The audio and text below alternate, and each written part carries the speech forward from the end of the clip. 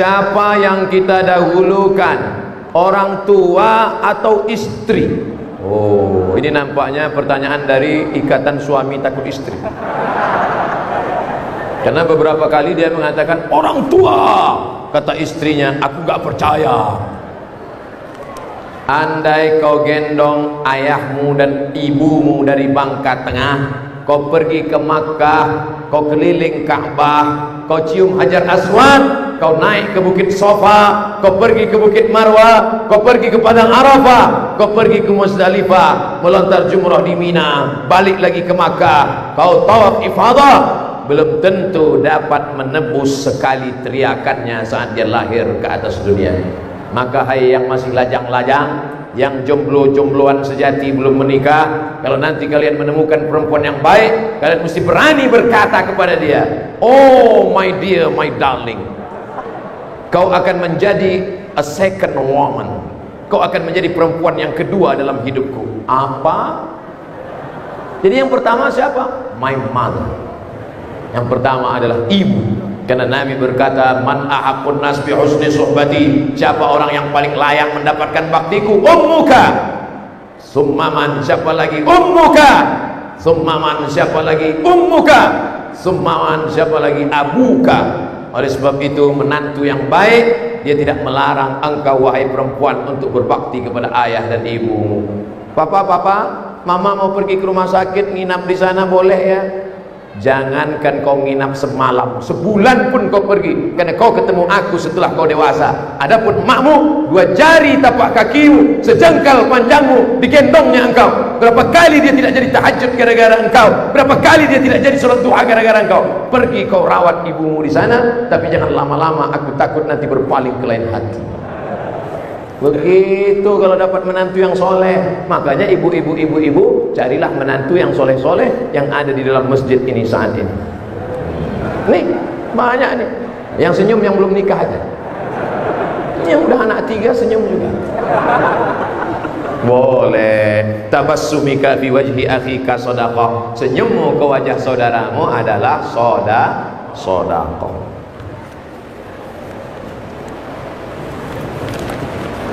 Saya masih single, belum berkeluarga. Jelas tuh dah. Tak perlu kau katakan 2 kali, aku faham. Saya niat mau hijrah Pak Ustadz. Mantap. Ini momen hijrah. Yang pakai sabu-sabu, hijrahlah. Yang minum khamar, hijrahlah. Yang pacaran, hijrahlah. Selama ini bingung kapan momennya ya. Aku mau taubat sebenarnya, terus nunggu tanggal merah. Inilah momen hijrah. Betul-betul hijrah. Mudah-mudahan kita semua betul-betul hijrah tahun ini. Dalam Islam kan zina dilarang Pak Ustadz. Betul, dilarang, kecuali disertasi yang terbaru katanya boleh. Kalau kita mau milih pasangan tanpa kenalan gimana Pak Ustadz? Ta'aruf.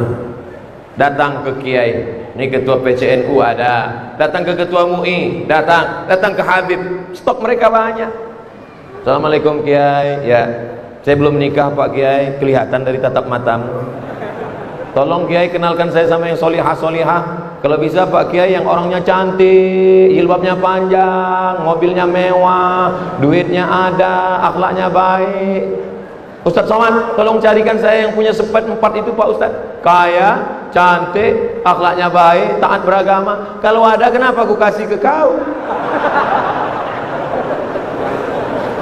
Man talaba akhan bila aibin baqiya bila akhin. Siapa yang mencari kawan yang tidak bercacat seumur hidup tak bercacat. Tiba-tiba Su'aib menunggu anaknya ngambil air. Tak lama anak perempuan Su'aib datang. Apa kata anak perempuan Su'aib? Inna khaira man ista'jartal qawiyul amin. Ayah, kalau ayah mau cari pekerja, karena Su'aib sudah lama mau cari laki-laki yang bisa kerja untuk mengerawat kambing-kambingnya. Apa kata anak perempuannya? Inna khaira man ista'jarta, kalau kau mau cari pekerja, al-qawi, orangnya kuat, al-amin, orangnya amanah. Ada kuat tapi tidak amanah, ada orangnya amanah tapi letoy. Yang lebih parah, sudahlah loyo, nggak amanah. Ayah, kalau ayah mau cari orang pekerja, pilihlah orangnya kuat dan amanah. Kata Su'aib, orangnya mana? Nggak jauh-jauh dari ayah. Nih orangnya, Musa alaihi. Su'aib curiga. Sudah lama kamu kenal dengan dia? Baru tadi ayah. Kok bisa kamu tahu dia kuat? Kebetulan kami ngantri mau ngambil air ayah. Sumur itu tertutup batu besar, batu bergelinding dari atas menutup pintu sumur. 30 orang menggeser tidak bisa. Akhirnya laki-laki ini datang. Dia geser dengan tangannya, terbuka pintu sumur dan kami pun bisa mengambil air. Inilah orangnya ayah. Dari mana kau tahu dia amanah? Setelah mendapat air kami berjalan, saya di depan, dia di belakang. Angin bertiup kencang, nampak lekuk tubuhku. Maka kata dia, "Hai perempuan, kau di belakang, aku di depan." Amanah, nggak perlu kenalan lama, sudah tahu kuat dan amanah. Oleh sebab itu banyak orang pacaran 2 tahun, 3 tahun, 5 tahun, tapi tak tahu apakah dia kuat atau amanah. Ternyata semuanya penuh dengan kepalsuan, pencitraan, kebohongan. Maka carilah laki-laki yang amanah, yang jujur, yang baik, yang dikenal oleh ustaz, yang diketahui oleh habib, jamaah dari ulama. Maka insya Allah selamat kalian dunia akhirat. Jangan lihat dari kendaraan dia datang naik apa, karena boleh jadi mobil mewah itu belum lunas. Ini kalau datang naik ojek langsung diusir pulang. Perhatikan baik-baik, lagi-lagi yang dipilih adalah yang unggul, akidahnya benar, ibadahnya betul, dan berakhlakul karimah.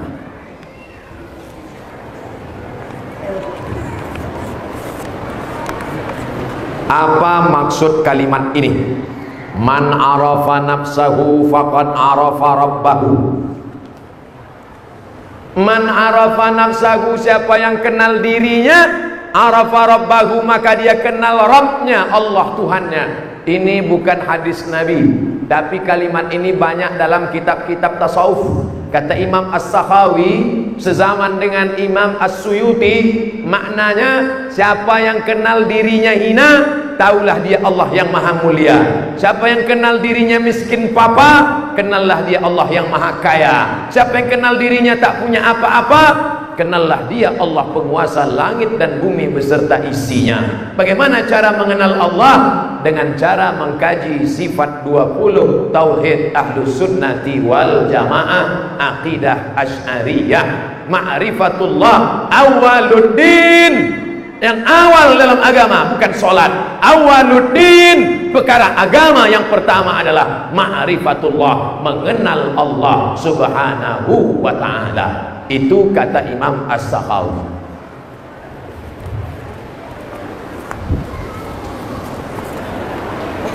Saya mau tanya, seorang perempuan saat itu masih berstatus istri orang. Perempuan statusnya istri orang.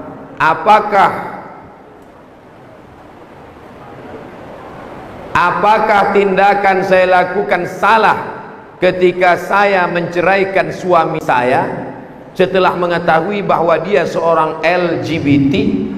Karena terhitung selama menikah dia tak pernah memberikan nafkah zahir dan batin berupa gaji, baik lahir maupun batin berupa gaji kepada saya. Boleh jadi dia menikah dulu karena ingin taubat berhenti dari LGBT. Maka ketika langsung kau gugat dia pengadilan, dia bukannya malah sehat, makin dahsyat homonya. Karena dia sudah putus asa. Oleh sebab itu laki-laki yang tidak memberikan nafkah pada istrinya, nama penyakitnya inin, impotensi ataupun tak berselera kepada perempuan, maka dia diberikan masa namanya al-uyub al-musawwahah, penyakit-penyakit yang membolehkan perempuan menuntut cerai, berobat selama setahun, baik karena maaf impoten maupun karena kelainan seksual atau karena jatuh lalu uratnya putus. Maka dia diberi kesempatan berobat selama setahun. Bawa ke ustad-ustad supaya diruqyah. Masa homo obatnya ruqyah? Kisah nyata yang cerita ke saya Ustadz Saifullah, Ustadz ruqyah. Ternyata ada homo setelah diruqyah sehat. Rupanya yang mengganggu dia selama ini setan LGBT. Iya, jadi setan ini rupanya juga ada yang homo dan lesbi. Oleh sebab itu maka pengobatan alternatif dengan cara ruqyah, bukan dukun, bukan minta pada jin, Mohon barakah daripada habaib para kiai supaya didoakan. Bismillahirrahmanirrahim, bismillahirwafi, bismillahirkafi, bismillahirmuafi, bismillahilladzi la yadurru ma'asmihi syai'un fil ardi wala fis sama. Tak tahu tak dari mulut yang mana doa itu dikabulkan. Selama setahun itu kau sabar-sabarlah wahai perempuan. Tapi setelah setahun tak juga sembuh, sekarang kau punya hak. Kalau laki-laki menceraikan namanya tolak, kalau perempuan menggugat namanya khulu', kalau hakim yang memisah namanya fasakh. Sekarang dia tidak menggugat, tapi engkau yang menggugat. Saat itu kau tulis pengaduan ke hakim, ini tidak bisa memenuhi kewajiban. Tapi rupanya selama setahun itu tumbuh bunga-bunga kasih sayang dalam hatimu. Akhirnya kau tambah masa untuk mengobatkan dia. Maka ini baik. Andai sudah setahun tidak juga ada kesembuhan dan engkau mengadu ke hakim, maka pun juga tidak berdosa karena sudah dibenarkan oleh hukum syariat Islam. Jangan merasa berdosa pada perbuatan yang bukan dosa. Jangan merasa beramal pada perbuatan yang engkau belum beramal. Karena merasa berdosa pada perbuatan yang bukan dosa, merasa beramal pada perbuatan yang bukan amal, itu adalah kerja setan. Hati-hati, setan berbisik pada orang yang jahil padahal sudah benar, tapi dibuatnya engkau merasa bersalah, merasa berputus asa. Kerja setan memang mengajak orang untuk putus asa dari rahmat Allah Subhanahu wa ta'ala. Ustaz, boleh nggak minta diijazahkan semua ceramah dan buku-buku dari Pak Ustaz? Ajaztukum jami'a marwiyati wa muallafati wa muhadarati. Saya ijazahkan semua buku-buku, 37 masalah populer, 99 tanya jawab sholat, 33 tanya jawab kurban, 30 tanya jawab puasa, 66 tanya jawab umrah, 35 riwayat tentang sakratul maut. Ijazatan ammah, asa an yanfa'ana fid dharaini, mudah-mudahan bermanfaat bagi kita semua dunia dan akhirat.